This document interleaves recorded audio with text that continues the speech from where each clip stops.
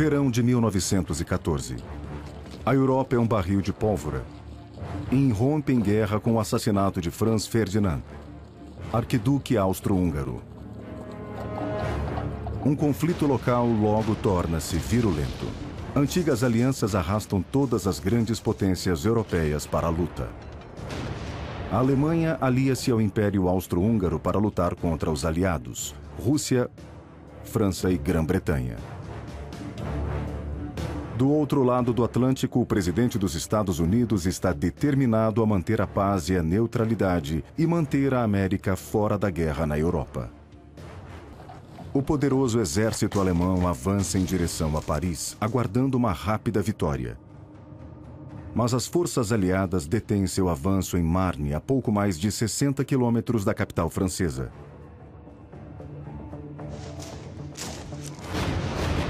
Ambos os lados estão equipados com armas modernas e poderosas, artilharia de disparo rápido, metralhadoras e fuzis carregados com cartuchos. As tropas em campo aberto são alvos fáceis e são prontamente abatidas. Por isso cavam obtendo abrigo com um elaborado sistema de trincheiras. Fortificadas com arame farpado e artilharia pesada, suas linhas de defesa são quase impenetráveis. Mas os comandantes continuam a enviar onda após onda de tropas em ataque pela terra de ninguém. É o impasse da guerra de trincheiras. Nenhum exército pode avançar. Tropas são massacradas. Ambos os lados estão desesperados para invadir as trincheiras do inimigo. E o único modo que conhecem de conseguir isso é apenas enviando enorme quantidade de homens para o ataque. As perdas são descomunais. 500 mil de homens mortos só nos primeiros 5 meses. E qualquer avanço é minúsculo e quase sempre perdido na batalha seguinte. Ambos os lados acreditavam que a guerra terminaria por volta do Natal.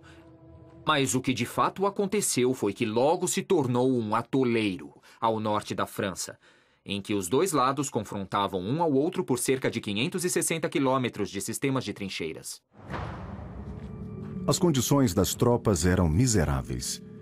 Se tivessem sorte, bunkers temporários ofereciam pouco abrigo, mas a maioria ficava completamente desprotegida, molhados, congelados, imundos e expostos a constante fogo de artilharia.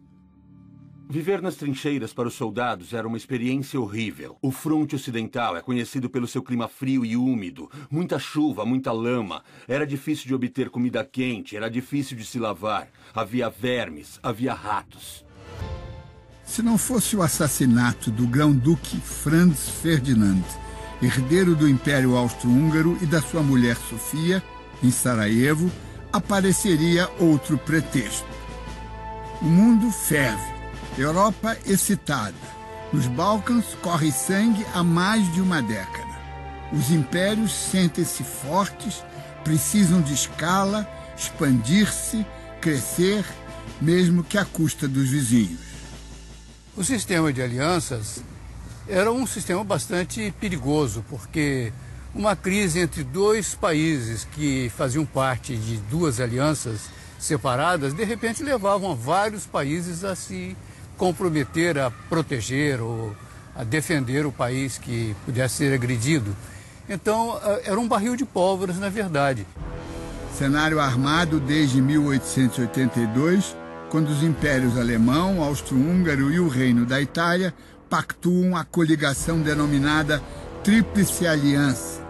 Em represália, o Reino Unido, França e Império Russo consolidam em 1907 os acertos bilaterais anteriores. Está criada a Tríplice Entente. Dos dois lados, 65 milhões de homens prontos para matar e para morrer. Apesar de toda essa tensão na Europa, veja bem, também se pode dizer que era uma época de grande progresso, de crença contínua, positiva, como se dizia nas contribuições da ciência. Era uma época também de relativo bem-estar, de trocas comerciais que tinham promovido, vamos dizer, uma riqueza nos principais centros da humanidade. A Europa ainda não tinha deixado a sua época de ouro, vamos dizer assim, aquilo que se chamava de Belle Époque. E, no entanto, a Belle Époque, enfim, foi encerrada por um conflito extremamente cruel e desgastante. Decorridos quase 30 dias do atentado de 28 de junho, de repente o governo austro-húngaro abandona a negociação diplomática e dá um ultimato. A Sérvia tem 48 horas para permitir que a polícia austríaca participe das investigações sobre o assassinato do seu herdeiro e desmantele todas as organizações terroristas e separatistas. O Kaiser alemão, até então conciliador, no dia 1º de agosto, declara guerra ao seu primo, o czar russo. Dia 3, vai em frente e declara guerra à França. No dia 4, suas tropas invadem a Bélgica aliada. As primeiras reações contrárias à guerra foram minoritárias, se a gente comparar com o grande entusiasmo que acabou infestando, acho que a palavra infestar é muito apropriada, acabou infestando parte da juventude alemã, francesa e inglesa. O desenvolvimento da química já poderia ter produzido gases venenosos, muito antes da guerra. No entanto, só em 1915 os alemães passaram a usá-los. Os aviões eram usados para observação antes de 1914 e eram usados até para observação militar. Mas, por volta de 1915, eles já estavam também armados com metralhadoras e combatiam um ao outro e jogavam bombas e tudo. Os submarinos foram introduzidos também durante a guerra. A Europa nunca tinha visto uma mortandade, uma matança dessa natureza. Quando a guerra acaba, mesmo durante a guerra, quer dizer, começa a haver a percepção do absurdo e declara que os estados deixaram de ser unidades de proteção dos seus cidadãos e passaram a ser unidades de promoção da injustiça. O legado da Primeira Guerra é um legado monstruoso, quer dizer, nós vivemos ainda os efeitos da Primeira Guerra Mundial. Quer dizer, a Primeira Guerra Mundial em termos assim, de política internacional, o evento mais importante do século XX. Ela gera os efeitos de configuração do mundo contemporâneo que até hoje estão presentes. A Segunda Guerra Mundial é um resultado do mundo desenhado pela Primeira Guerra Mundial. Na Grande Guerra, a mídia também entra em campo e as imagens reforçam a propaganda dos governos. Na efervescente Paris, no início do século XX, a censura afeta diretamente a imprensa. O governo controla as informações estratégicas e só autoriza matérias que elevem o moral da população. Em 1917, navios brasileiros são afundados por submarinos alemães. 1917, terceiro ano da guerra, começa favorável à eficiente diplomacia alemã. Em janeiro, o ministro do Exterior germânico propõe ao governo mexicano iniciar uma guerra contra os Estados Unidos para recuperar os territórios perdidos nas disputas anteriores. Os alemães forneceriam treinamento e equipamento. O telegrama com a proposta nunca foi entregue aos destinatários. O serviço secreto inglês o intercepta e passa aos americanos. Em março, uma revolta popular na Rússia obriga o czar a abdicar. 2 milhões de soldados russos morreram no ano anterior. O povo passa fome. Os soldados não querem combater. O governo provisório promete continuar a guerra. Os alemães se aproveitam novamente e oferecem aos revolucionários russos exilados em Zurique um trem blindado que os levará à capital russa para derrubar o governo provisório. Manobra bem-sucedida. Quase simultaneamente, com a chegada de Lenin e Trotsky à Rússia, os Estados Unidos começam a se afastar da Alemanha.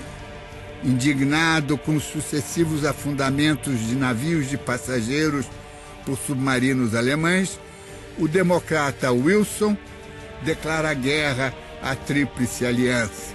E, em seguida, apresenta seu plano de 14 pontos para ganhar a guerra e garantir a paz. Ganhou a guerra, deixou a paz escapulir. A economia dos países em guerra se transformou profundamente durante o conflito. Entre 20% e 40% da população masculina adulta foram recrutados para servir nas Forças Armadas. Mulheres e crianças compensaram a falta de mão de obra nas fábricas e no campo. As fábricas se dedicavam quase que exclusivamente à produção de armas e equipamentos militares. E as estradas e as ferrovias serviam prioritariamente aos exércitos. 1918. O exército alemão assina a rendição na cidade francesa de Compiègne. Em janeiro de 1919, é realizado um encontro internacional para discutir as condições de paz. As condições impostas para a Alemanha no pós-guerra são duras. A Alemanha fica desarmada e parte do seu território é militarmente ocupada. Além disso, a Alemanha tem de pagar uma pesada indenização pelos custos da guerra e perde todas as suas colônias. A paz acaba modificando o mapa do mundo. A Áustria é dividida. A Hungria se torna um país independente. A Polônia volta a ser independente. A Turquia perde parte do seu território para a França e a Inglaterra. E a Rússia também perde o seu domínio sobre vários países. Em 1919, é criada a Sociedade das Nações, um organismo encarregado de resolver as disputas internacionais e manter a paz mundial. O armistício não trouxe a paz. Os pesados castigos impostos aos vencidos, mesmo que culpados, produziriam fatalmente outra convulsão. Não basta redesenhar os mapas, é preciso criar os instrumentos para torná-los definitivos. Os 14 pontos que levaram os Estados Unidos à guerra foram atenuados no fim por Woodrow Wilson. O presidente idealista falava como Jesus Cristo, mas agia como um político comum. A Alemanha garantiu o êxito da Revolução Russa, mas foi lá que um pintor medíocre, cabo ferido na guerra, foi treinado como agente provocador para enfrentar o comunismo. Seu nome? Adolf Hitler.